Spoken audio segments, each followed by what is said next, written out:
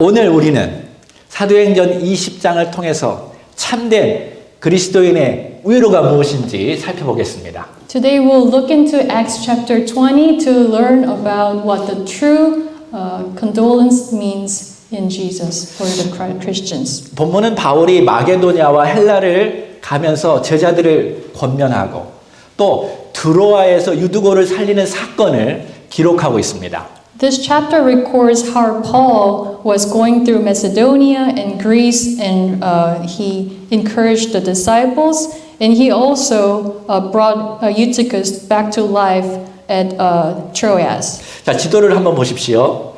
Let's put this into context in the map. 거기 보면 에베소서가 보이죠? 이렇게 화살표로 제가 했습니다. Do you see Ephesus? I've put a green arrow down there. 거기에 지금 바울과 제자들이 거기에 있습니다. That's where the Paul and the disciples are now. 거기서 쭉 올라가면 크게 마게도니아가 보이죠? If you go up, you see the orange continent saying Macedonia. 네, 거기에 데살로니가도 있고 베레아도 있고 빌립보도 있습니다. 그 And 지역에. inside this broader region, there's Thessalonica, Perea, and Philippi. 네, 그 다음에 쭉 내려오면 녹색으로 아카이아라는 그런 지역이 보이죠? And the down region is called Achaia. 자, 거기에 고린도 지역이 있습니다. That's where the city of Corinth is. 그러니까 거기가 한국말로는 헬라고 영어로는 그리스 지역이 바로 거기입니다. The green area is called Greece as well. 자, 마지막으로 이제 바울이 어디로 가냐면 트로아스로 갑니다. 어딜까요? Lastly, Paul is going to Troas. Where is it? Can you find from the map? 보이죠? 저 두 번째 화살이 있는데, Do you see the second arrow? 네, 땡큐 유리. 자, 오늘 본문 1절과 2절을 격려했다고 말하고 마지막 12절은 위로를 받았다고 기록하고 있습니다. And in our scripture today, the first verse and the second verse says Paul encouraged them, and the 12th verse says they received some comfort.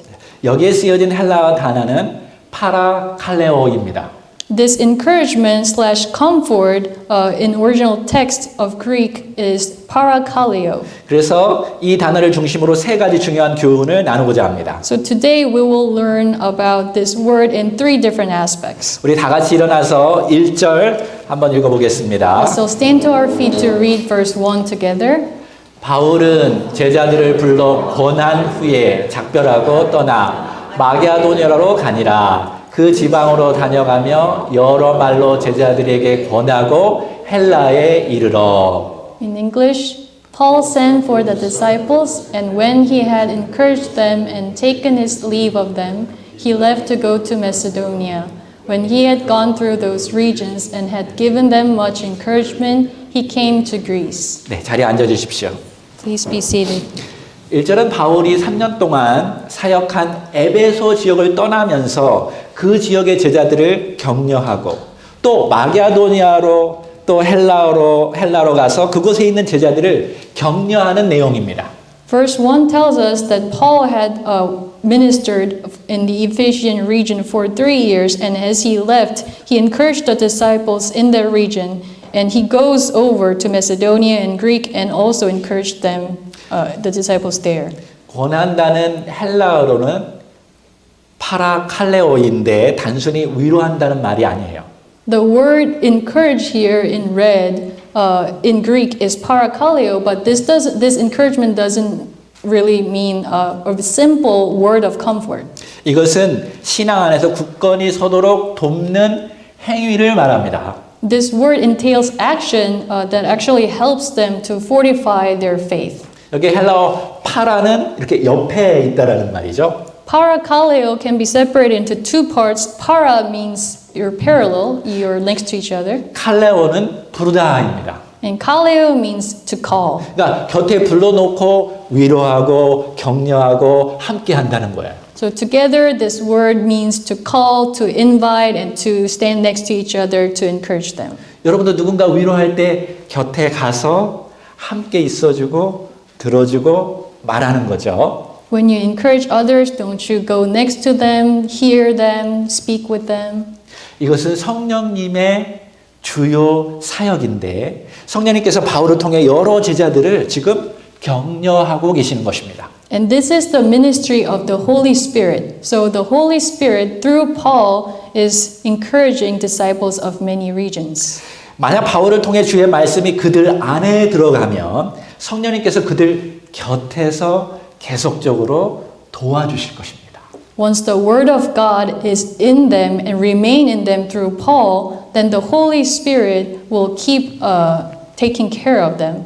그렇다면 바울이 어떤 말로 그들을 격려하고 위로했을까요? Then in what words do you think Paul encouraged and comforted these disciples? 아까 그 지도에 보시 그 지역에 남아있는 제자들은 여전히 믿지 않는 유대인들의 방해와 이방인들의 압박과 또 이단들의 공격이 계속적으로 들어올 것입니다. These disciples who are remaining in these regions are meant to receive some interference, some pressure from the Gentiles, persecution from the Jewish people, and also from cult people. 사도행전 14장 22절에 보면 바울이 이렇게 말했어요. 하나님 나라에 들어가려면 많은 환난을 겪어야 합니다. And it's in Acts chapter 14, verse 22. Paul said to the disciples, in order to enter the kingdom of God, you must go through a lot of tribulations.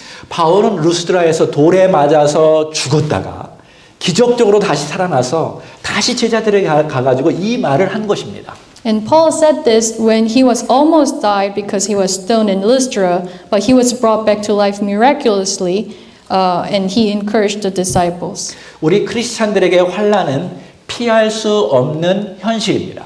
And tribulations is not escapable for us Christians. 물론 우리는 이슬람 국가나 공산 국가에서처럼 목숨을 위협받는 극단적인 고난은 겪진 않지만 영적인 유혹과 인간적인 관계 속에서 어려움은 계속적으로 찾아올 것입니다. Although we're not living in a Muslim country or we're not living in a communist country, we will continue to receive some spiritual temptations and difficulties in our relationships. 자, 그럼에도 불구하고 많은 사람들이 예수님을 믿으면 모든 어려움이 다 사라지고 삶이 다 순탄하게 풀릴 것이라고 생각합니다. However, some people, when they believe in Jesus, they think all the hardships will go away and their life will be easy. 근데 성경은 그렇게 가르치지 않습니다. But the Bible does not say so. 예수님은 우리가 세상에서 환난을 당할 것이나 담대하라고 말씀하셨습니다. Jesus clearly says, you will go through tribulations in the world, but be courageous. 즉 환난이 없는 삶이 아니라 환난 중에서도 믿음을 잃지 않고 하나님을 의지하고 승리하는 삶을 살라고 말씀하셨습니다. So the life God wants is not a life without tribulation, but even in the midst of tribulations, us to not leave our faith, we will rely on God and gain victory.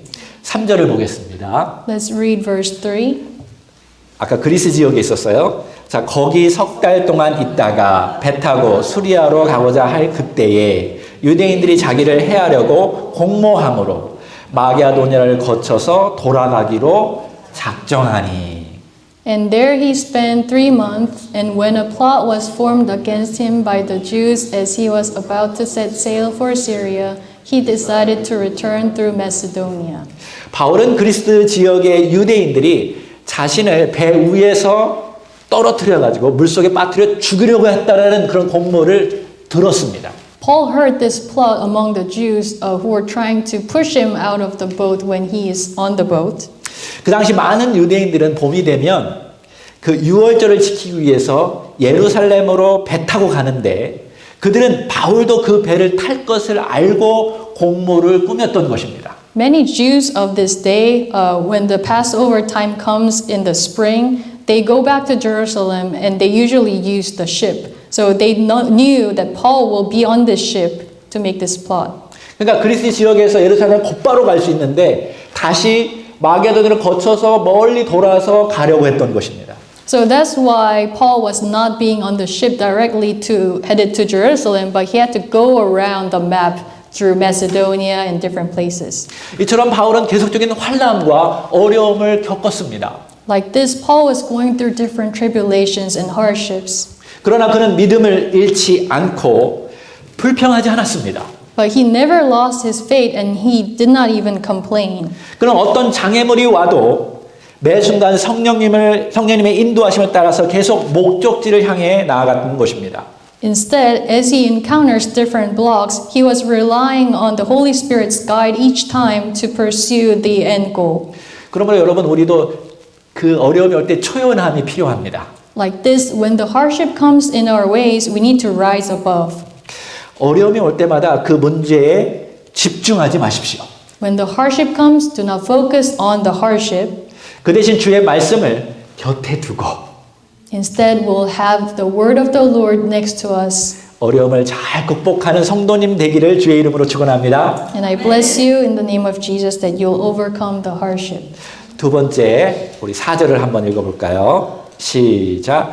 아시아까지 함께 가는 자는 베레아 사람 브로의 아들 소바도와 데살로니가 사람 아리스다고와 세군도와 더베 사람 가이오와 및 디모데와 아시아 사람 두기고와 부드로비모라.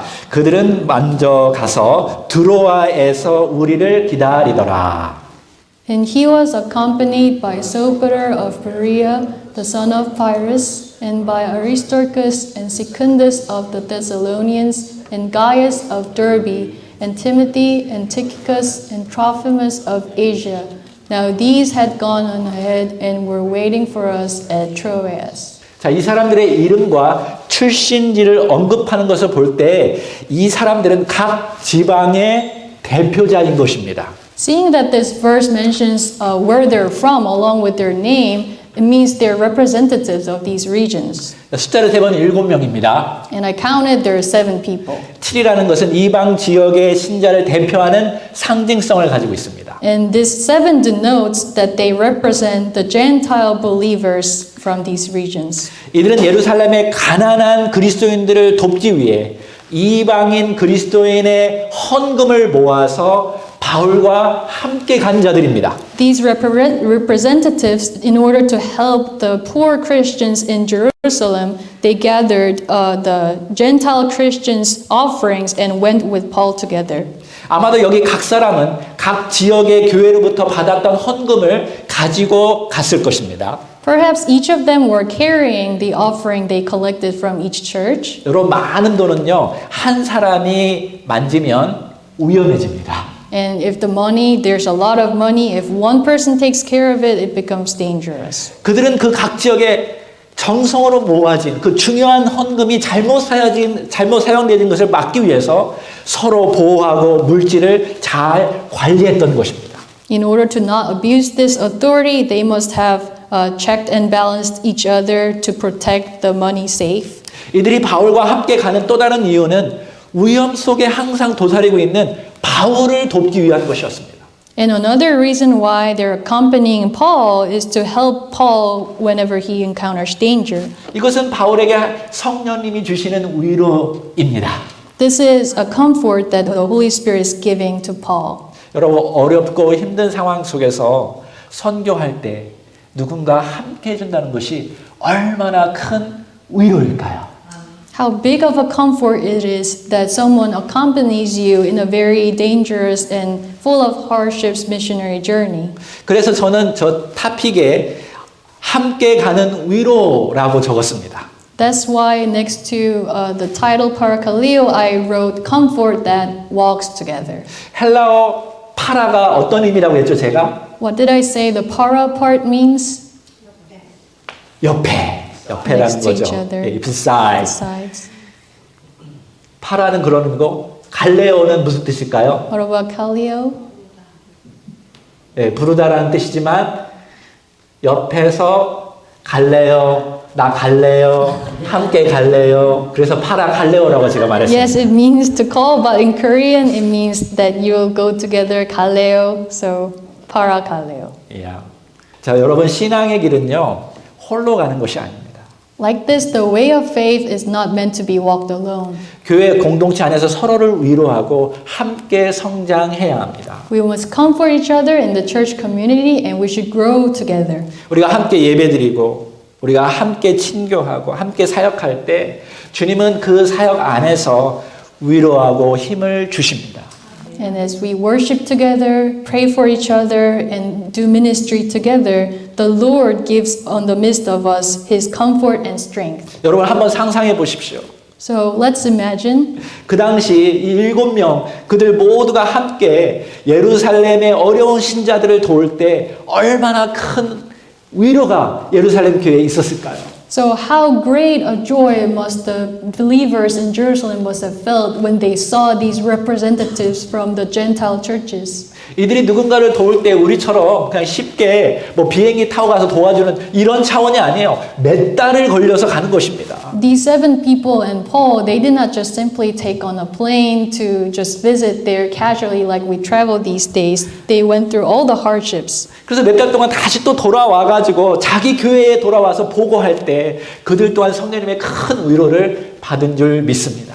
And how much comfort would Holy Spirit have given to the churches who sent them when they came back finally after a few months and giving the offering to the Jerusalem church. 바울과 함께 가는 사람들. These people who accompany and walk together with Paul. 여러분 하나님은 그 이름 하나하나를 다 기억하고 계십니다. Our Lord remembers all of their names. 오늘 그 아침에서 여러분 우리와 함께 저와 함께 가는 여러분 모두를 주님께서 그 이름을 기억하실 줄로 믿습니다. And even everyone here's name who is walking together also with me, our Lord will remember. 이제 바울이 뺑 돌아가지고 마게도니아를 통해서 드로아까지 갔습니다. So Paul now traveling through Macedonia and he's finally at Troas on his way to Jerusalem. 자, 7절을 한번 볼까요? 시작. 그 주간의 첫날에 우리가 떡을 떼려 하여 모였더니 바울이 이튿날 떠나고자 하여 그들에게 강론할새 말을 밤중까지 계속하매. On the first day of the week, when we were gathered together to break bread, Paul began talking to them, intending to leave the next day, and he prolonged his message until midnight. 사실 바울은 이번에 떠나면 다시 이곳에 돌아올 것이라고 생각하지 못했습니다. In fact, Paul was thinking that once he leaves Troas this time, he'll never get a chance to come back. 이게 세 번째 바울의 여행이었는데 이미 자신이 이제 예루살렘에 갔다가 다시 로마와 스페인까지 가기로 그는 결정했습니다. Because this was his third missionary trip, and his plan was to go back to Jerusalem, and then he'll go to Rome and Spain. 스페인은요 바울에게 세상 끝이라고 생각했습니다. Because he thought Spain is the end of the world. 여러분 그 길은 결코 쉬운 길이 아니고 죽음이 기다린다는 것은 바울이 이미 예감했던 것입니다. And Paul knew in his heart that this way is very long, and he will die on the way. 그래서 바울은 그날 저녁에 모여서 음식을 먹고 밤 12시까지 강론하였습니다. That's why after dinner they were talking through midnight. 여기 강론하다 디아레고마이는요 혼자 말하는 것이 아니라 함께 질문하고 대화하는 토론을 의미합니다. This word talking or talking the message is in original text is diaregomai. It doesn't imply a monologue, but it means a discussion where there's a question and answer. 그러니까 거기에 있었던 제자들도 궁금한 것이 많았을 것입니다. So that implies the disciples there must have had a lot of questions. 바울도 그들에게 신학적인 것뿐만 아니라 실천적인까지 얼마나 가르쳐주고 싶었던 것이 많았을까요? And even Paul must have had a lot of things he wanted to teach, from the theological stuff and all the application things. 이것은 바울의 서신서 속에 다 들어 있습니다. And we can see all of these teachings in Paul's letters. 자, 8절 한번 읽어볼까요? 우리가 모인 윗다락에 등불을 많이 켰는데 유두구라 하는 청년이 창에 걸터 앉아 있다가 깊이 졸더니 바울이 강론하기를 더 오래 하매 졸음을 이기지 못하여 3층에서 떨어지거늘 일으켜 보니 죽었는지라. There were many lamps in the upstairs room where we were gathered together, and there was a young man named Eutychus sitting on the windowsill, sinking into a deep sleep. And as Paul kept on talking, Eutychus was overcome by sleep and fell down from the third floor and was picked up dead. 자, 그 당시 2층에서 다 모였고 또 등불이 많았다고 볼 때의 큰 저택입니다. It says there was this upstairs room and there were a lot of lamps, which means this was like a mansion. 그러니까 그 당시 큰 부자가 이들을 위해서 집을 오픈한 것입니다. Perhaps this owner of this mansion, a very rich person, opened his house. 한번 상상해 보십시오. So let's picture this. 거기 있는 사람들은 하루 종일 일하다가 저 피곤한 몸을 가지고 저녁에 이곳에 모였던 것입니다. Most of them who gathered here at night, they worked through all day and they're so tired and they come here at night. 그 당시에 주로 많이 일한 사람들은 노예들이겠죠. And a lot of them are slaves. 그래서 저녁 먹고 12시까지 강론을 계속 할 때 얼마나 졸렸겠습니까? So you are fed and you listen to the preacher until the midnight. How drowsy they must be. 여러분 뜨거운 공기는 위로 올라가죠. And the hot air even floats to the upper part. 많은 등불이 있는데 등불에 이산화탄소도 계속 나옵니다. And there are a lot of lamps and carbon dioxide is keep coming out of that lamp. 옆 사람이 하품하면 모든 산소는 다 들여 마시고 이산화탄소를 다 내뿜습니다. And when one person yawns, he's inhaling all the oxygen and exhaling all the carbon dioxide. 그러면 우리도 막 산소를 마시고 싶어서 하품하겠죠. And the person next to him is also yawning because they want oxygen. 거기다가 하루 종일 일하고 와서 땀 냄새도 나고 발 냄새도 많이 났을 것입니다. On top of that, they were working physically all day, so there's like smell of sweat. They're full of like feet odor. 그럼에도 불구하고 바울과의 마지막 시간이고 복음에 대해서 정확하게 이해하기 위해서 그들은 온 마음과 열정을 다해서 거기에 집중했던 것입니다. Nevertheless, this was the last hour with Paul, so they wanted to concentrate very much to learn precisely about the gospel. 만약에 이들이 원치 않았다면 바울이 계속 진행하지 않았을 것입니다. Of course, if they did not want it, Paul must have not proceeded. 만약에 여러분이 오늘 설교를 듣기 원하신다면 저는 여기서 멈출 겁니다. I mean, if you guys don't want me to preach, I will sleep. I can stop now. 근데 이것을 볼 때 전하는 자와 듣는 자가 간절히 원했다라는 것을 우리는 볼 수 있습니다. But we can see the both parts wanted dearly to speak and hear. 그러나 도무지 졸음을 이기지 못한 한 청년이 3층 창문에 걸터 앉았습니다. However, even so, one person was very drowsy, and this young guy sat on the third floor windowsill. 그러니까 졸리니까 바깥 공기를 마시고 싶었겠죠. Maybe he was too drowsy, he wanted some fresh air. 여러분도 졸리면 문 열고 밖에서 이렇게 설교 듣기 바랍니다. And if you're drowsy, you can also go out and have some fresh air. 아마 허벅지를 막 계속 꼬집었을 수도 있을 것입니다. Maybe this young guy was pinching his thigh. 그렇게 계속 졸음과 싸우다가 결국 이기지 못하고 3층에서 쿵 하고 떨어져서 죽었습니다. He was very drowsy, but at last he lost in this fight and he fell down from the third floor to the ground and dead. 사도행전의 저자 누가는 의사이기 때문에 그가 죽었다고 분명히 기록했습니다. And Luke, because he is a medical doctor, he recorded precisely that this guy was dead. 여러분도 조심하십시오. So be careful. 설교 시간에 졸다가 죽을 수도 있습니다. You could die from falling asleep during a sermon. 자, 10절, 11절 시작. 바울이 내려가서 그 위에 엎드려 그 몸을 안고 말하되 떠들지 말라 생명이 그에게 있다 하고 올라가 떡을 떼어 먹고 오랫동안 곧 날이 새기까지 이야기하고 떠나니라. 사람들이 살아난 청년을 데리고 가서 적지 않게 위로를 받았더라. But Paul went down and fell upon him, and after embracing him, he said, "Do not be troubled, for he is still alive." When Paul had gone back up and had broken the bread and eaten, he talked with them a long while until daybreak, and then left. They took away the boy alive and were greatly comforted. 이거를 여러분 머릿속으로 그림을 연상하면서 들어야 합니다. So please draw a picture as you listen to me. 바울은 유두고 위에 이렇게 엎드려서 그 다음에 그 몸을 아는 것은 구약의 엘리야가 사르밧 과부의 아들에게 행한 것과 또 엘리사가 수넴 여인의 아들에게 행한 일을 생각나게 합니다. So Paul falling upon this young man and embracing him, this reminds us of the Old Testament where Elijah brought back to life the son of widow from the Zarephath, and also Elijah bringing back to life the son of the woman from the Shumite woman. 둘 다 죽었는데 바울과 같이 이렇게 행동하여서 살렸습니다. Both sons were also dead, but they, like Paul, fell upon them and embraced them to bring back them to life. 여기 세 가지 동사를 꼭 기억하십시오. And from this verse, remember these three verbs. 처음에 내려갔습니다. First went down, 그 다음에 그 위에 엎드렸습니다. and then fell upon him 그 다음에 안았습니다. and embraced. 이것은 이러한 행동은 예수 그리스도의 구속 사건을 선명하게 보여줍니다.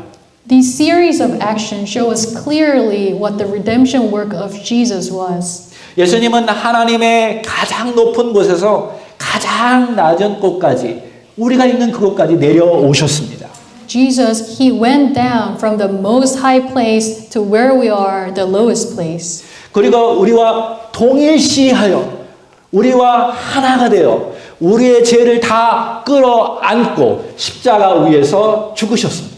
And he identified with us. He became like us to embrace our sins, to die on the cross. 예수님께서 그러한 죄인된 우리를 끌어안아 주셨기 때문에 성령님께서 우리를 다시 살리신 줄 믿습니다. And because Jesus had embraced us who were dead in our sins, the Holy Spirit brought us back to life. 이것이 얼마나 큰 위로가 될까요? How great a comfort is this for us? 우리도 그렇게 해야 합니다. And we must do the same.